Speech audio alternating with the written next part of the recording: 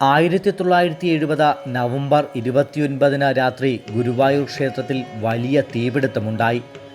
അതിൻ്റെ പിറ്റേ വർഷം 1971 മെയ് 1 കാഞ്ചി ശങ്കരാചാര്യർ സ്വാമി ജയേന്ദ്ര സരസ്വതി ശിലയിട്ടാണ് ക്ഷേത്ര പുനർനിർമ്മാണം തുടങ്ങിയത്.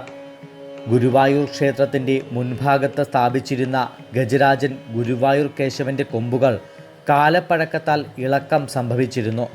ക്ഷേത്രം അഗ്നിബാധയ്ക്ക് ശേഷം നവീകരണ സമയത്ത് അന്തരിച്ച പ്രശസ്ത ദാരുശില്പി ഇളവള്ളി നാരായണാചാരിയാണ് കൊമ്പ് സ്ഥാപിച്ചത്. പിന്നീട് 50 വർഷങ്ങൾക്ക് ശേഷമാണ് കേശവൻ്റെ കൊമ്പ് പുനഃസ്ഥാപിച്ചത്. ക്ഷേത്രം അഗ്നിബാധയ്ക്ക് ശേഷം മുഖപ്പ് നിലമ്പൂർ തേക്കിലാണ് പുനർനിർമ്മിച്ചിട്ടുള്ളത്. നിരവധി കൊത്തുപണികളോടുകൂടിയാണ് മുഖപ്പ് നിർമ്മിച്ചിരിക്കുന്നത്.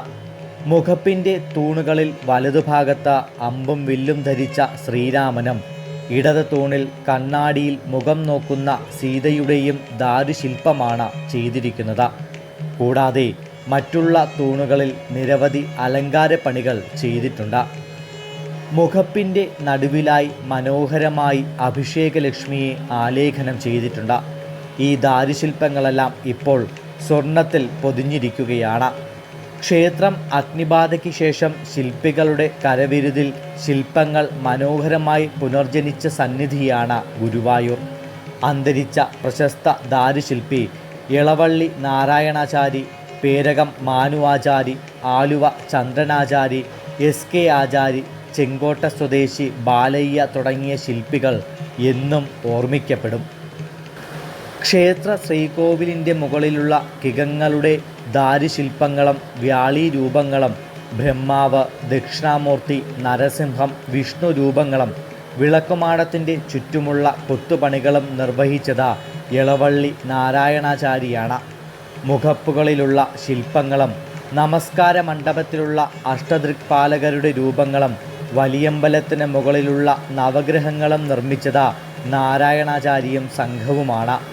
ഗുരുവായൂർ ദേവസ്വം 2ാം പെരുന്തച്ചൻ എന്ന ബഹുമതി നൽകി നാരായണാചാരിയെ ആദരിച്ചിരുന്നു. ദേശീയ അവാർഡും അദ്ദേഹത്തിന് ലഭിച്ചു. ശ്രീകോവിലിൻ്റെ കഴുക്കോൽ പണികൾ നിർവഹിച്ചത് മാനു ആചാരിയാണ്. വിളക്കുമാടത്തിൻ്റെ മരപ്പണികൾ പൂർത്തിയാക്കിയത് ആലുവ ചന്ദ്രനാചാരിയായിരുന്നു. കരിങ്കൽ പണികളും കൊത്തുപണികളും SK ആചാരിയും ചെങ്കോട്ട ബാലയ്യയും ചേർന്നാണ് നടത്തിയത്. 1970 അഗ്നിബാധയെ തുടർന്ന് കത്തിച്ചാമ്പലായ കൂത്തമ്പലം പുനർനിർമ്മിച്ച് സമർപ്പിച്ചത് 1973 ഏപ്രിൽ 14 വിഷുദിനത്തിലാണ്. ക്ഷേത്രത്തിലുണ്ടായ തീപിടുത്തത്തിൽ വിളക്കുമാടവും ഇല്ലാതായിരുന്നു. ക്ഷേത്ര പുനർനിർമ്മാണത്തിൻ്റെ ഭാഗമായി വിളക്കുമാടവും പുനർനിർമ്മിച്ചു. വിളക്കുമാടത്തിന് 15,000 ക്യൂബിക് അടി തേക്ക് സർക്കാരിൽ നിന്നും വാങ്ങി. തേക്കിൻ കാലുകളിൽ പിച്ചള പൊതിഞ്ഞു. 11 നിരകളിൽ ചെരാതിൻ്റെ മാതൃകയിൽ ഒരേ വലിപ്പത്തിൽ 7,000 വിളക്കുകൾ ഉറപ്പിച്ചു. 23,100 രൂപ ചെലവിൽ പാലക്കാട് രമണി ബെൽസ് മെറ്റൽസ് വിളക്കുകൾ നിർമ്മിച്ചത്.